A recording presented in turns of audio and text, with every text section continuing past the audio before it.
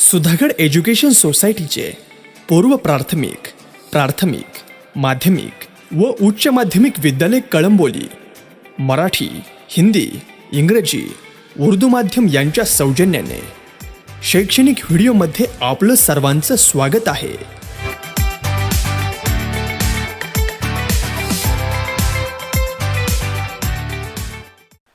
विद्यार्थी मित्रांनो नमस्कार. हम आज कक्षा 10वीं हिंदी द्वितीय भाषा तथा तृतीय भाषा का व्याकरण विभाग का जो पहले पूर्वार्ध लिया था उसका भी आज उत्तरार्ध देखेंगे. सबसे पहले सुधागढ़ विद्या संकुल चैनल में आप सभी छात्र तथा अभिभावकों का स्वागत है. सुधागढ़ विद्या संकुल चैनल को सब्सक्राइब कीजिए, लाइक कीजिए. हिंदी द्वितीय तथा तृतीय भाषा 10वीं कक्षा कृति क्रमांक 4 व्याकरण. व्याकरण में कुल मिलाकर हमें 14 अंक का ये प्रश्न होता है. इसके बारे में पिछली तासिका में हमने इसकी विस्तृत जानकारी देखी थी. प्रश्न क्रमांक 4 व्याकरण, जिसे हम भाषा अध्ययन कहते हैं, 100% अंक देने वाला यह प्रश्न है. ऐसा तो सभी प्रश्न 100% अंक देता है, किंतु वर्तनी की गलतियां ना हो, व्याकरण की गलतियां ना हो. प्यारे दोस्तों, आपको जब भी आप पेपर लिखेंगे, कृति पत्रिका लिखेंगे, तो ये ध्यान रहे कि भाषा अध्ययन में, हिंदी भाषा में तथा कोई अन्य भाषा हो, व्याकरण की गलतियां ना हो. जैसे ह्रस्व है, दीर्घ है, कानाएं, मात्राएं, ये अगर ये गलतियां हो जाएगी तो ये भाषा में अंक काट देता है. जैसे कि अपेक्षा है, शुद्ध अक्षर, हस्ताक्षर, शुद्धता और आकर्षकता, ये ज्यादा अंक प्राप्त करने में हमें सहाय्य करते हैं. इसके पहले हमने प्रश्न पत्रिका यानी कृति पत्रिका प्रारूप देखा था.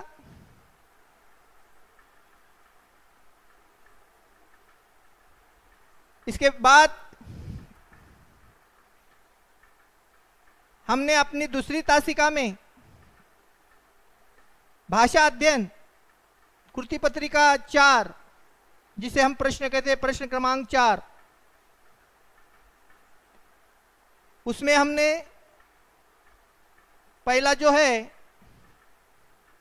वो शब्द वे देखे थे.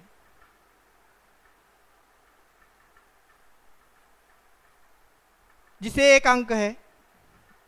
दूसरा अवयव का वाक्य में प्रयोग, उसे 1 अंक. आज हम तीसरा जो है वो संधि. आज हम व्याकरण की सबसे पहले संधि किसे कहते हैं, आपको प्रश्न आएगा 1 अंक के लिए. कृति पूर्ण कीजिए और इसी तरीके से संधि शब्द आएंगे या संधि शब्द पहचानना, संधि विच्छेद करो, इसी तरीके से उसका भेद, संधि प्रकार, ये भी पूछा जाएगा। तो इसीलिए आज हम देखेंगे हमारा तीसरा भाग, संधि। संधि, संधि शब्द का अर्थ है मेल, मेल करना, जोड़ करना, जोड़ना, मेल करना, एक दूसरे को मिलाना, उसे हम संधि कहते हैं। दो निकटवर्ती वर्णों के परस्पर मेल से जो परिवर्तन होता है उसे संधि कहेंगे। फिर एक बार सुनो, संधि शब्द का अर्थ है मेल करना या जोड़ करना। उसका उदाहरण मैं आगे देने वाला हूं। यानी जो दो निकटवर्ती वर्ण होते हैं उसके परस्पर मेल से विकार आता है, यानी परिवर्तन आता है, वो संधि कहलाता है। अभी आपको कृति में क्या आएगा? एक तो संधि शब्द पहचानो या लिखो, संधि विच्छेद करो या संधि भेद। तो इसी तरह से आपको एक अंक के लिए यह प्रश्न पूछा जाएगा। अभी जैसे मैंने कहा कि संधि शब्द का अर्थ है मेल करना या जोड़ करना, दो वर्णों का मेल से परिवर्तन होना। जैसे देव और इंद्र, अभी ये देव और इंद्र से बन गया देवेंद्र।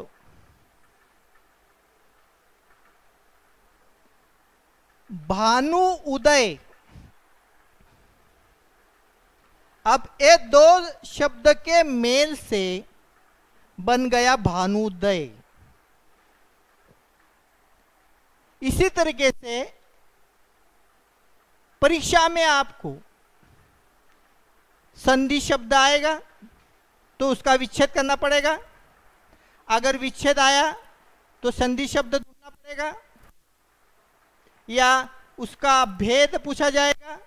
ये तीनों में से एक तो संधि शब्द लिखने के लिए या विच्छेद करने के लिए या संधि भेद प्रकार उसका पूछा जाएगा। इसी तरीके से ये आपको एक अंक देगा। मित्रों, आसान है कि संधि शब्द का अर्थ है मेल करना, जोड़ करना। जैसे देवेंद्र, ये दो शब्द है, उसे हम एकत्रित किया, देवेंद्र बन गया। दो शब्दों के परस्पर मिलन से, ये मेल से देवेंद्र बन गया। भानु उदय के दोनों शब्दों के मेल से, मिलाने से भानुदय बन गया। इसी तरह से आपको यहां पे संधि बनाना है, संधि शब्द लिखना है। वर्णों के आधार पर संधि के तीन भेद हैं। अगर हमने भेद देखा संधि का प्रकार, तो वर्णों के आधार पर संधि के तीन भेद है। पहला जो है स्वर संधि, दूसरा है व्यंजन संधि और तीसरा है विसर्ग संधि। आपको वर्णों के आधार पर संधि का भेद पहचानने के लिए परीक्षा में कहा जाएगा। तो इसी तरीके से आप स्वर संधि, व्यंजन संधि या विसर्ग संधि ले सकती। अभी देखो, आज हम स्वर संधि के बारे में जानकारी प्राप्त करेंगे। जो पहला भेद है, हमें सिर्फ संधि का प्रकार बताना है, व्याख्या नहीं बताना है। यहां पर सिर्फ आपको जानकारी के लिए मैं दे रहा हूं। अधिक जानकारी प्राप्त होने के लिए कि दो स्वरों के मेल से होने वाले विकार यानी परिवर्तन को स्वर संधि कहते हैं।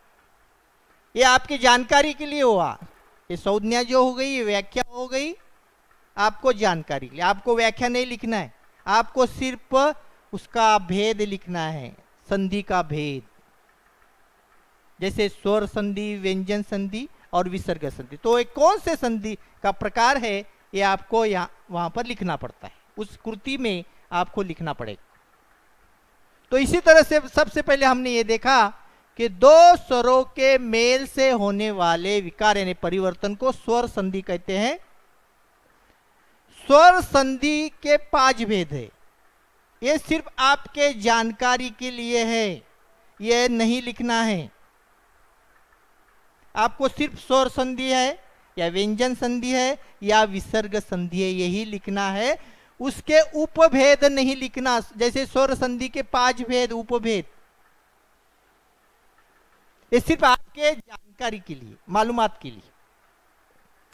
अभी स्वर संधि के 5 भेद कौन से? दीर्घ संधि,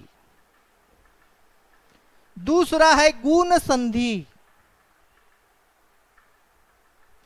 तीसरा है वृद्धि संधि, चौथा है यन संधि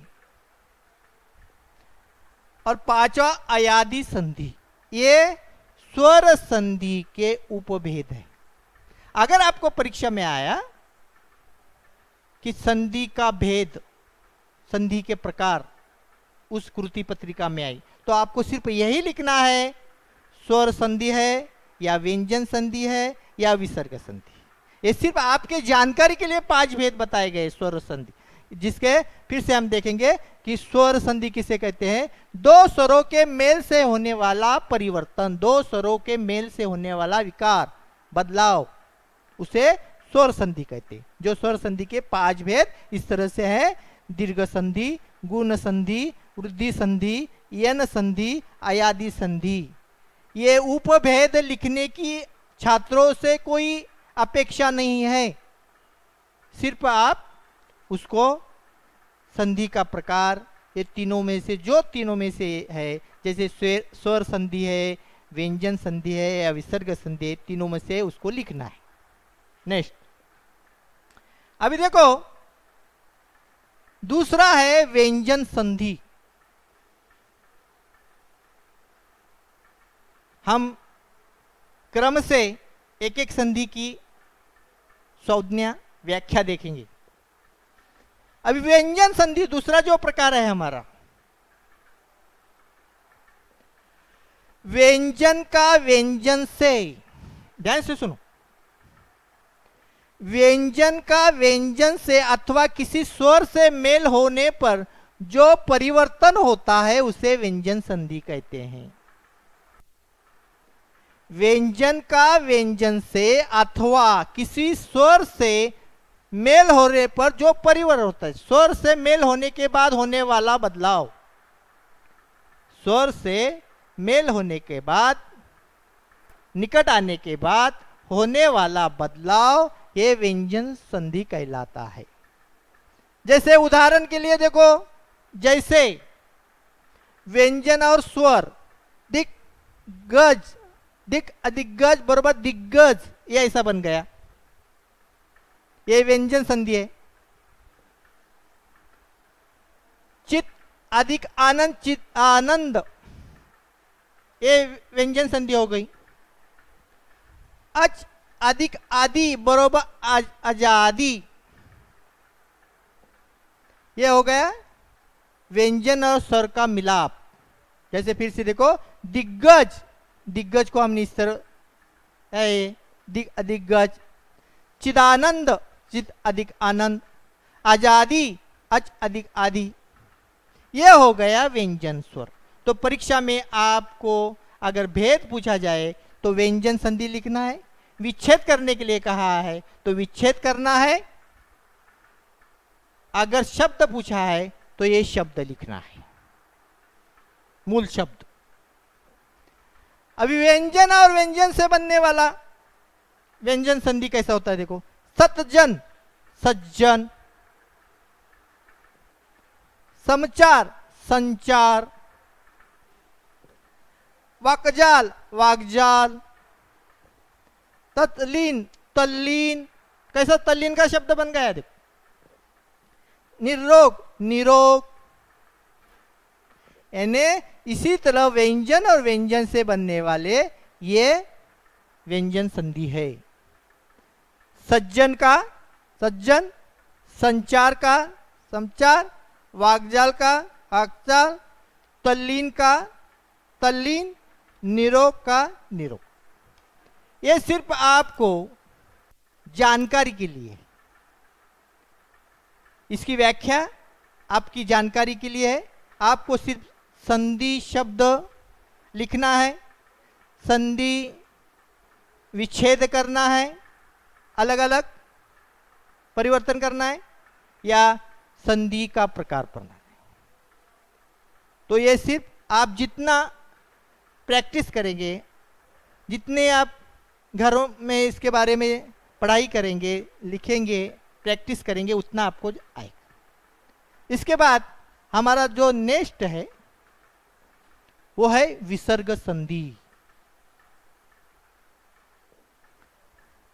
विसर्ग, ये चिन्ह देखो, विसर्ग के बाद स्वर या व्यंजन आने पर विसर्ग में जो विकार होता है यानी परिवर्तन होता है उसे विसर्ग संधि कहते हैं। याद रखना है कि हमें हर शब्द में, संधि शब्द में परिवर्तन करना है। विसर्ग, विसर्ग संधि की संज्ञा व्याख्या,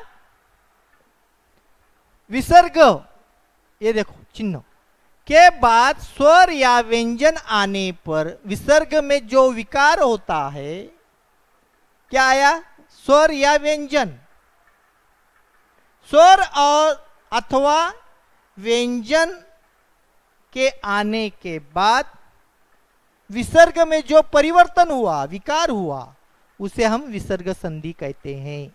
जैसे उदाहरण के लिए देखो, निश्चय, अधिकचय, निश्चय, ये देखो ये जो चिन्ह है ये सब विसर्ग संधि के चिन्ह है। दुर्गति, दुर अधिगति, तपोबल, तप अधिक बल बर तपोबल, मन योग, मनोयोग, ये सब विसर्ग संधि कहलाता है। सॉरी। तो इसी तरह से हमने स्वर संधि, व्यंजन संधि और विसर्ग संधि के बारे में देखा। तो इसी तरह से फिर से देखो, विसर्ग संधि, विसर्ग के बाद, ये चिन्ह के बाद स्वर या व्यंजन आने पर विसर्ग में जो विकार होता है उसे विसर्ग संधि कहलाते हैं। ये पहचानने का बहुत आसान तरीका है। ये चिन्ह होता है निश्चय, निश्चय। आपको संधि का शब्द दिया जाएगा तो आपको विच्छेद करना है। इसी तरह से ये विच्छेद है, ये संधि शब्द है और प्रकार है विसर्ग। इसे कहेंगे संधि विच्छेद। जैसे अधिक, निश्चय, ये संधि विच्छेद हो गया। ये हो गया संधि शब्द, जैसे मूल शब्द निश्चय, उसका विच्छेद किया, फोड़, फोड़ है ना, अलग करना, परिवर्तन करना, ये हो गया निश्चय, ये संधि विच्छेद हो गया। और उसका प्रकार, संधि का प्रकार, संधि का भेद हो गया विसर्ग संधि। इसी तरह से आपको तालिका परिवर्तन में, जो कृति पूर्ण करने में एक शब्द, संधि का शब्द लिखना है, दूसरा परिवर्तन करना है, बदलाव, और तीसरा उसका भेद लिखना है, स्वर संधि है या विसर्ग संधि है या व्यंजन संधि है। बाकी के जानकारी के लिए आपको सिर्फ व्याख्या, आप पढ़ाई करना है, व्याख्या को ध्यान में रखना है, ज़्यादा से ज़्यादा प्रैक्टिस करना है।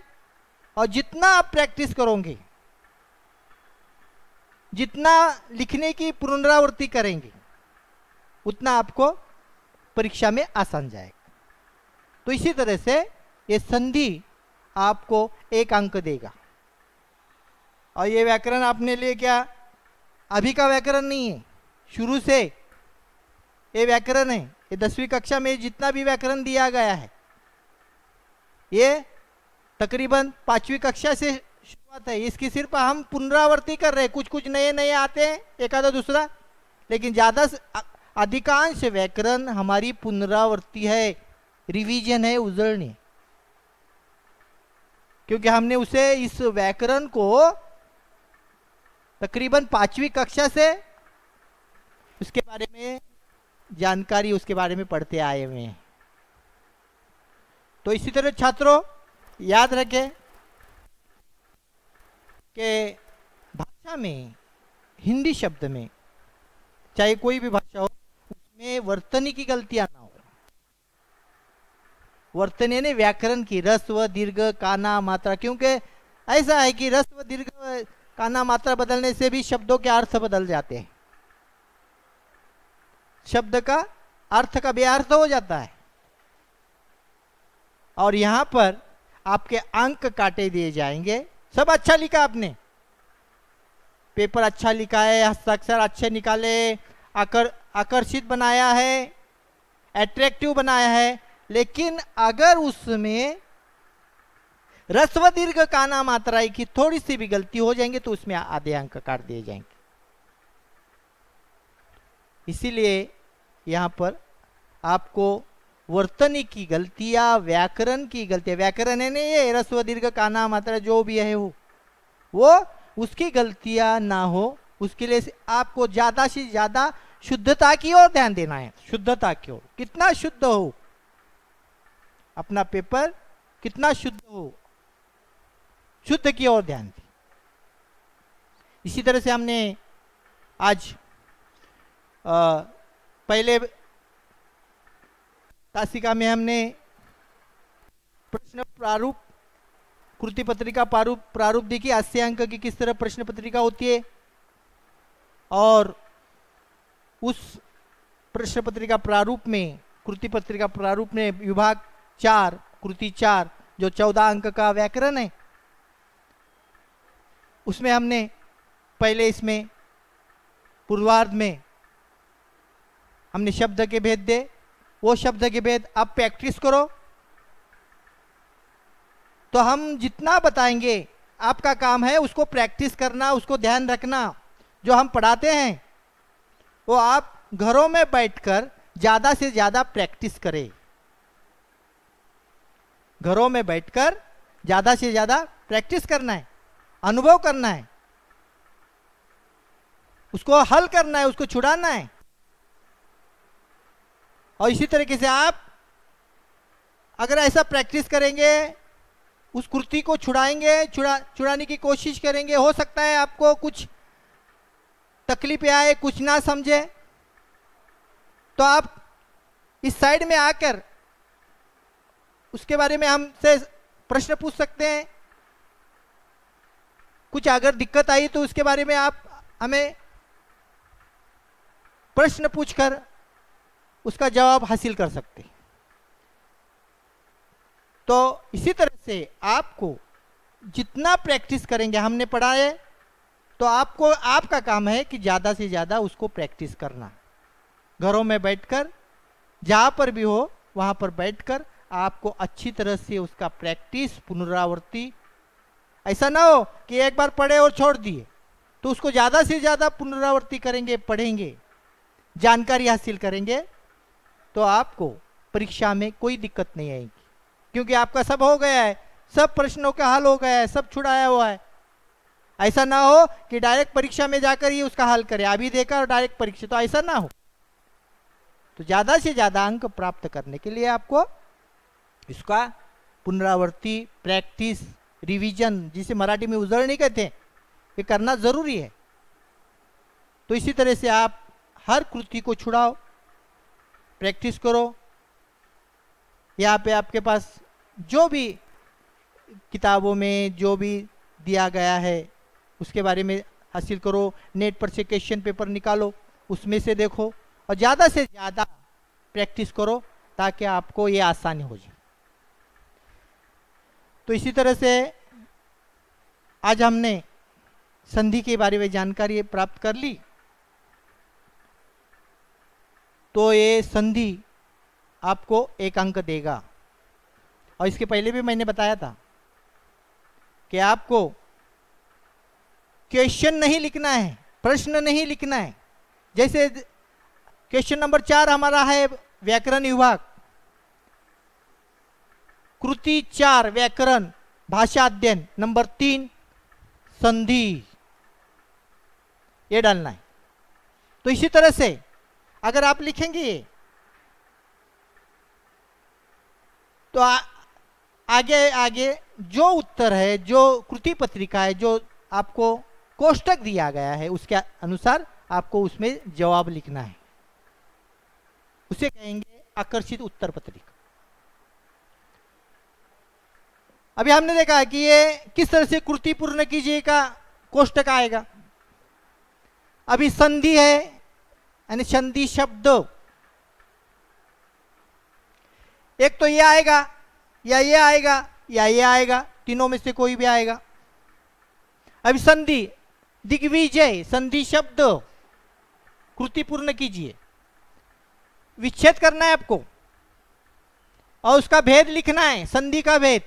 तो दिग्विजय का है विच्छेद, दिक अदिग्विजय ये है व्यंजन संधि, आपको इतना लिखना है। और उत्तर के नीचे अधोरेखा अंकित करना ना भूले।